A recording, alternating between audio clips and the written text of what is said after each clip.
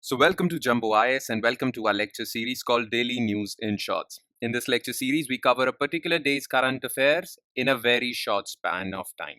Hence the name Daily News in Shorts. Okay, so we'll be covering important news items on a daily basis, but we won't take much of your time. Okay, we don't want you to spend your entire day in just covering current affairs. We don't want you to do that.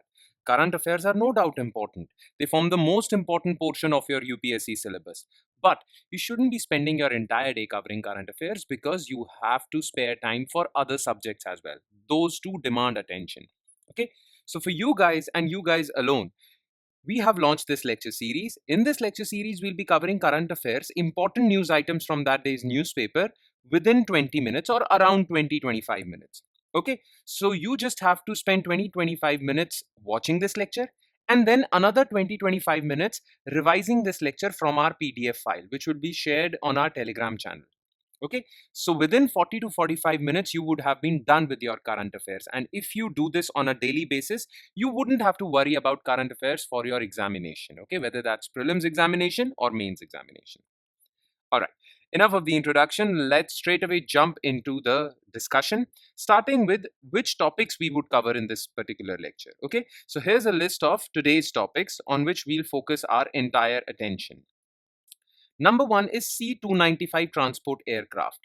India, under Make in India initiative, is getting some C-295 transport aircraft, which would be very helpful for the Indian Air Force, as well as we are setting up a factory which would manufacture these transport aircrafts. So that is why it is a Make in India initiative.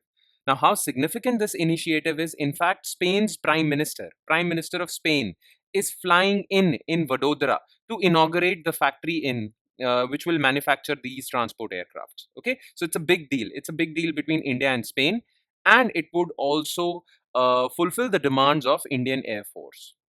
So we'll talk about this issue. Then recently, government has announced that it would make certain changes to Target Olympic Podium scheme. The scheme was launched in 2014 to increase India's medals tally in the Olympics, but it hasn't worked that much. Poor performance at the Paris Olympics is actually worrying many sports enthusiasts. That is why government is thinking of changing certain norms of this scheme. So we'll talk about this scheme. Then recently, Animal Husbandry Department has announced that it will conduct the latest livestock census. Now, what is livestock census? Is it just about counting the number of livestock or animals, domesticated animals, or is it more than that? So we'll talk about this.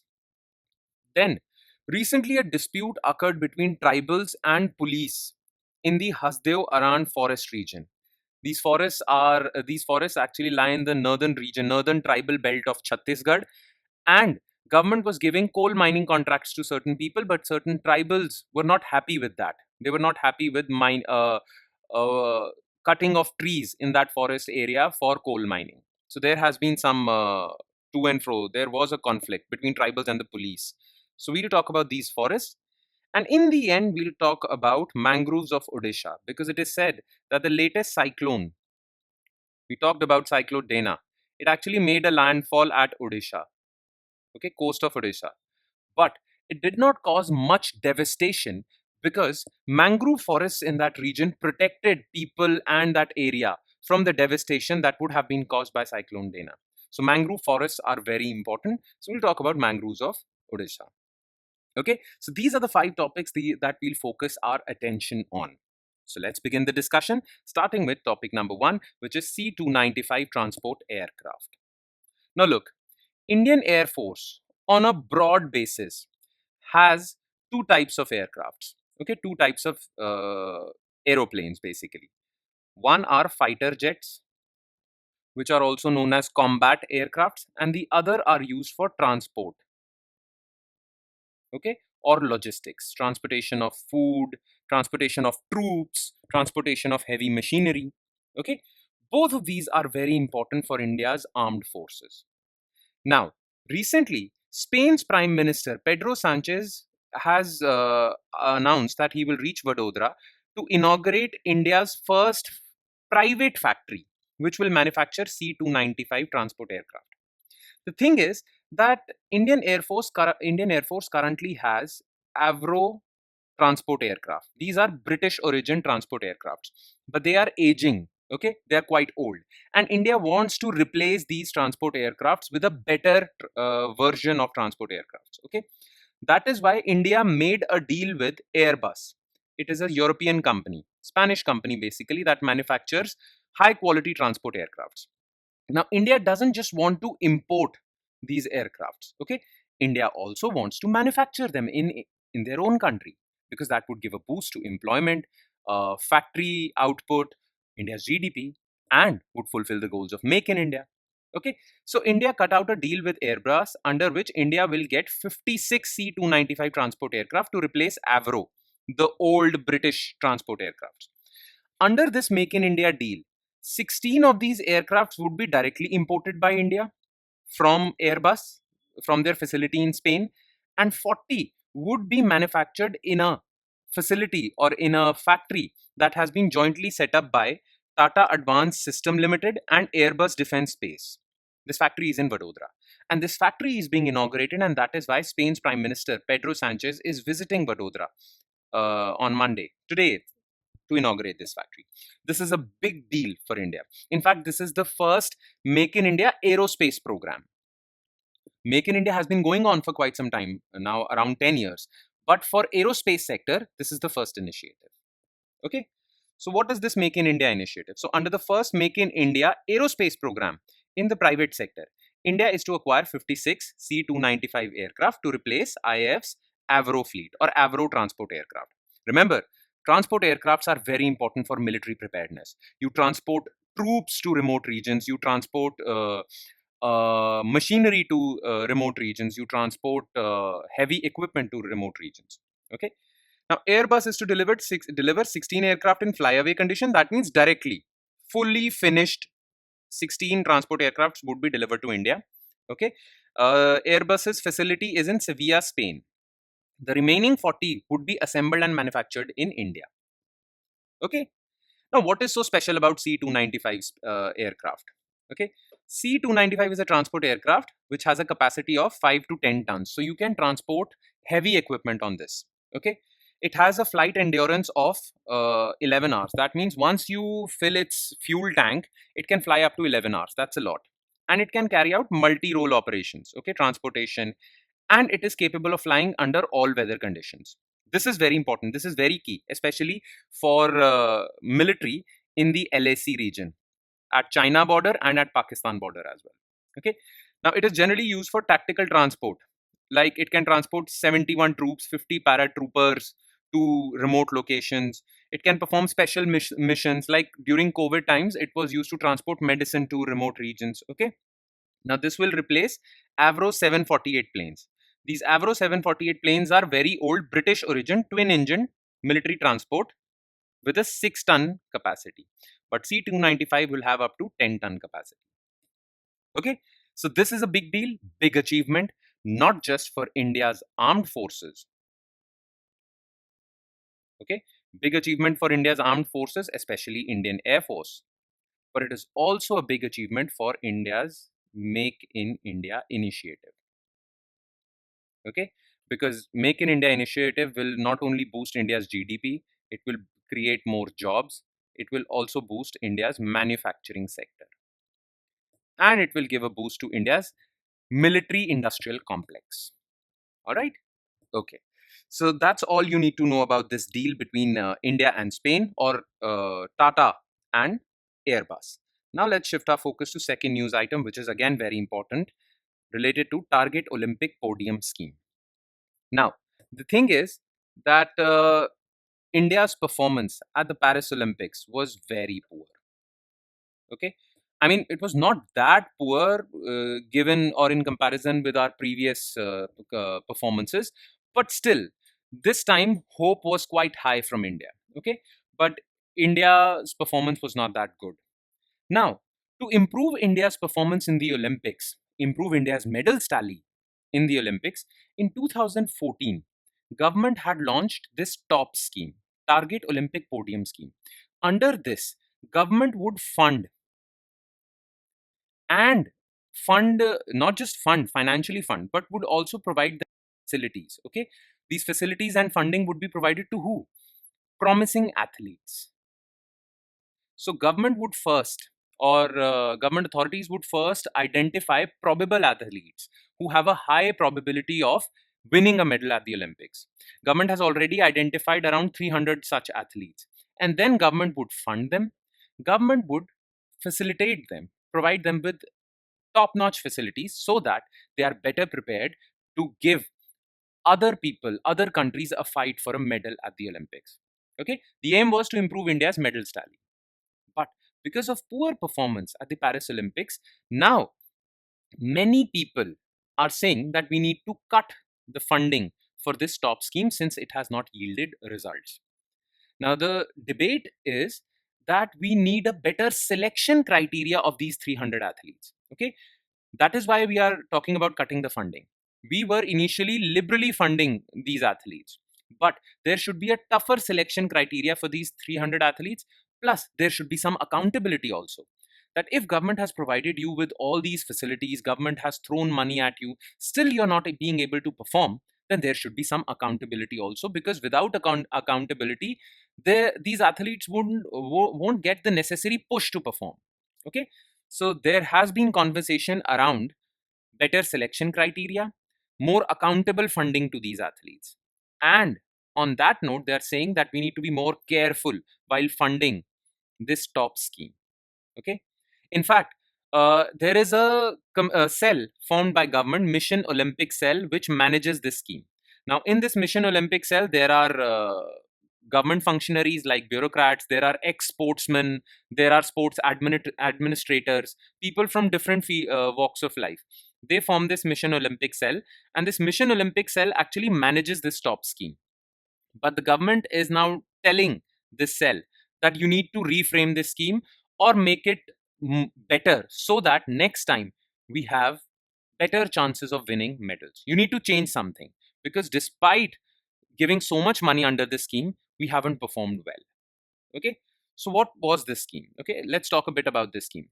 So to improve India's performance at not just Olympics and Paralympics, this scheme was launched by Union Ministry of Youth Affairs and Sports. Okay, and it was launched in 2014. Then it was revamped or amended in 2018 to provide some technical support, to provide a technical support team to these athletes. Under this scheme, currently 300 athletes have been identified who are funded by government, who are facilitated by government. But now government is saying that this is not working. Our poor performance at Paris Olympics is an evidence in that theory. Okay, so we need to change some things regarding this scheme so that this scheme works well and this scheme actually yields results as far as India's medals tally is concerned at the Olympics. Okay. Now, there are a few other initiatives launched by government to improve India's performance at the Olympics. Okay, one is this Mission Olympic Cell. So it is a dedicated body to actually manage or implement this top scheme. Okay, it comprises of former athletes, coaches, government officials, administrators, and MOCs under the chairmanship of Director General Sports Authority of India. Then, to provide money to sportsmen or to provide money for sports, in 1998, government had established National Sports Development Fund, which funds stadiums, sports equipment, athletes, and all that. So this NSDF is also working alongside this top scheme, so that there is no shortage of funds for the implementation of the scheme. Okay, so these are the initiatives that the government has already taken. But now government is demanding accountability. They are saying that we are spending money, but we are not seeing any results. So you need to change certain things. Government is actually directing MOC to change certain things so that next time when we spend money, we see results. Okay, so it's more or less about accountability, and that is required, I guess. Okay, we should pamper our sports athletes, but we shouldn't we shouldn't actually pamper them so much that they are not held accountable for their performance. So that is what the government is hinting at. All right. The third issue is about livestock census. Okay, so recently Union Minister of Fisheries, Animal Husbandry and Dairying, he announced that 21st livestock census would be conducted. Okay, now what is livestock census?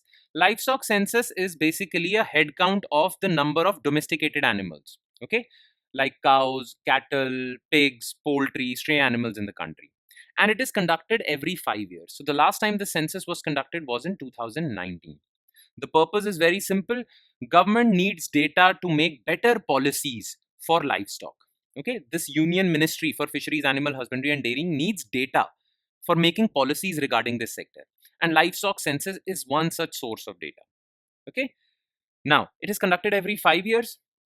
And since 1919, so it started in 1919, since 1919 up till total 20 livestock censuses have been conducted. This 2024 census would be the 21st one. Okay, so remember this fact. Now, let's talk a bit more about this census. Okay, this census, the 21st census, is different from previous censuses. In what regard? First of all, it has one similarity with the 20th census. Okay, the 20th livestock census, which was conducted in 2019, was a fully digitized census. So, 21st livestock census, which will be conducted in 2024, will also be a fully digitized census. Okay, so earlier it wasn't digitized, but from 2019 onwards, livestock censuses have been fully digitized. Now, this particular census is expected to cover 5 crore households who are involved in animal husbandry. Okay, so it will affect, or it will gather data from these 5 crore households who are involved in animal husbandry. Plus, this census for the first time will have data on contribution of pastoralists, people whose main occupation is livestock rearing. Okay, so this census will have data on people whose main occupation is livestock or animal rearing. Okay, their socioeconomic status, their livestock holding, how many each household has how many animals. Okay, this census will also find out the proportion of households whose major income comes from sector. Okay, there are many households who have many sources of income. Livestock may be one of them. Animal rearing might be one of them. So this census will find out as to what percentage of their income comes from livestock. Plus, this time, this is also a first. The census would also gather data on the gender of stray animals, like stray cows. Okay, so first gender data would also come out. Okay, now what is the significance of conducting livestock census? Okay, livestock sector is a very important sector. As far as agricultural sector is concerned, or agricultural gross value added is concerned, 30% of it comes from livestock sector. Okay, in the overall GVA, not just agricultural GVA, in the overall GVA, livestock share is 4.7%. It's significant. It employs a lot of people. Okay, so this data from this very important sector, which contributes up to 30% of agricultural GVA and around 5% to total GVA, this data will be very helpful in making policies regarding this sector. Okay, plus this data will also be very important from the perspective of implementing sustainable development goals.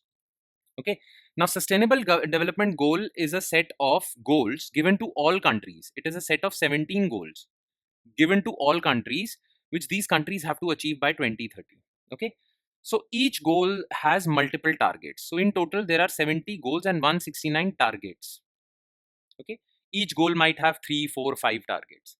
So this livestock census will provide us valuable information to achieve goal number 2 of SDGs, Sustainable Development Goals. Okay, goal number 2 is zero hunger, because this livestock sector also produces food items like milk, dairy items.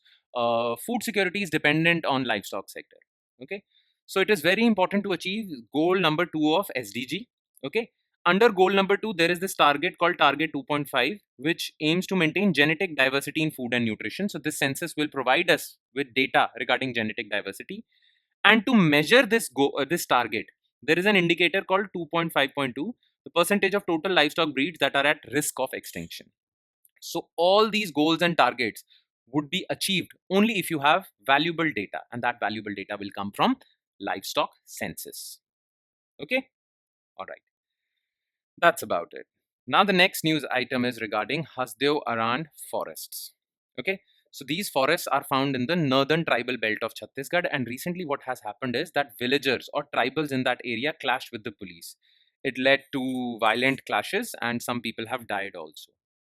Now the reason for clash was that government had given coal mining license to certain companies.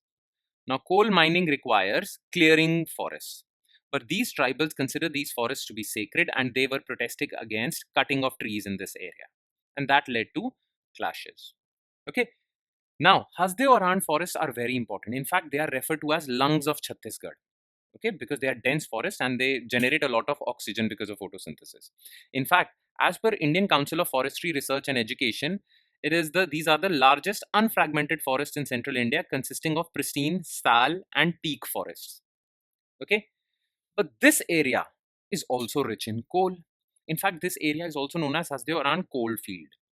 Okay, the three districts of Sarguja, Korba, and Surajpur in northern Chhattisgarh are very rich in coal, but they also lie in this forest area. Now, government is trapped in this situation. Government needs coal for India's development, for India's GDP to grow, but government can also not antagonize the tribals living in this area because government doesn't want to trample on the rights of tribals in these areas. So what should the government do?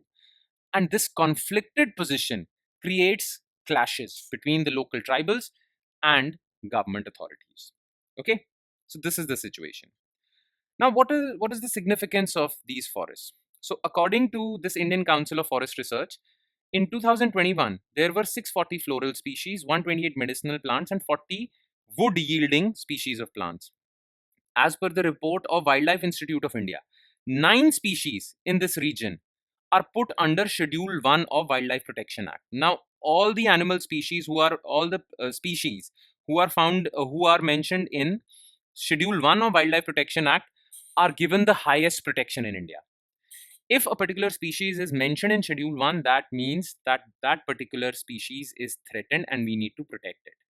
So, all in all, there are 9 such species which are found in this area, which have been given the utmost protection far as Indian legal system is concerned. That means this area is significant for biodiversity also, because 9 such species are threatened in this area, and coal mining would further downgrade biodiversity. Okay, but this area is very rich in coal also. 23 coal blocks have been identified which are very rich in high quality coal, and India needs coal for manufacturing iron and steel, for manufacturing electricity, or producing electricity. And these are very important things. In fact, iron and steel and electricity are one of the 8 core industries in India. Okay, 8 industries in India are said to be core. Okay, iron and power are 2 of those core industries from the list of 8 industries. Okay, and both of them require coal. So coal is very important. In fact, coal is also a core industry. Okay, so government has to prioritize coal extraction, but it has to also prioritize environment. Government is stuck in this situation. Okay, that's about it. And the last news item is Mangrooves of Odisha. Now, recently, Cyclone Dana, we have talked about it, actually made a landfall on the coast of Odisha, which is close to Bhitarkanika National Park and Dhamra Port. Now, many people were warning that this cyclone would cause a lot of damage, but not that much damage was caused in this area, because this area is protected by mangrove forest, especially in the Bhitarkanika National Park. Now, what are mangroves? Okay, so mangroves are salt tolerant trees. They can tolerate salty water. Basically, these trees grow in areas where river water, which is fresh water, non salty water, meets sea water. Okay, these are estuaries, tidal areas, okay, where the salt level is high in the water, and these trees can tolerate salty water. Okay, and these trees actually float on water. They have aerial roots. Okay, and are flowering plants. Now, the largest mangrove forest region in the world is Sundarbans, found in West Bengal and Bangladesh. Okay, spread across West Bengal and Bangladesh. Okay, so Sundarbans is the largest forest area in the world, even in India also. And mangrove forests are found in KG Basin, Krishna Godavari Delta in Andhra Pradesh, Bhitarkanika in Odisha. Some forests in Andamans, Kerala, Gujarat, Tamil Nadu also have mangroves. Okay, but the largest mangrove forest area is Sundarbans, and the second largest is Bhitarkanika, found in Odisha. Okay, now Odisha has a reserve of mangrove forest area of 231 square kilometers. Maximum lies in Bhitarkanika. Okay, it is the second largest after Sundarbans. And Bhitarkanika National Park got the status of national park in 1998. All right, that's about it. That's all you need to know from today's newspaper, from today's current affairs. And with that, we conclude today's session. Thank you so much for watching, guys. And I hope it has added value to your preparation, though it would add more value if you revise what was discussed in today's lecture as well. Okay, so make sure you revise it from our PDF file. Okay, you'll find our PDF file in our Telegram channel. So go to our Telegram channel, download this PDF, take 20 to 25 minutes to revise what was discussed in today's lecture, and you'll feel confident about today's current affairs. Okay. Now, the link to our Telegram channel is provided in the comment section below. So make sure you click on that link. Only through that link, you'll be taken to our Telegram channel. Follow it, download the PDF for not just this lecture, but all the other lectures featuring on our YouTube channel. All right. On that note, I'll be signing off with the promise of seeing you next time, the next day's current affairs. Thank you.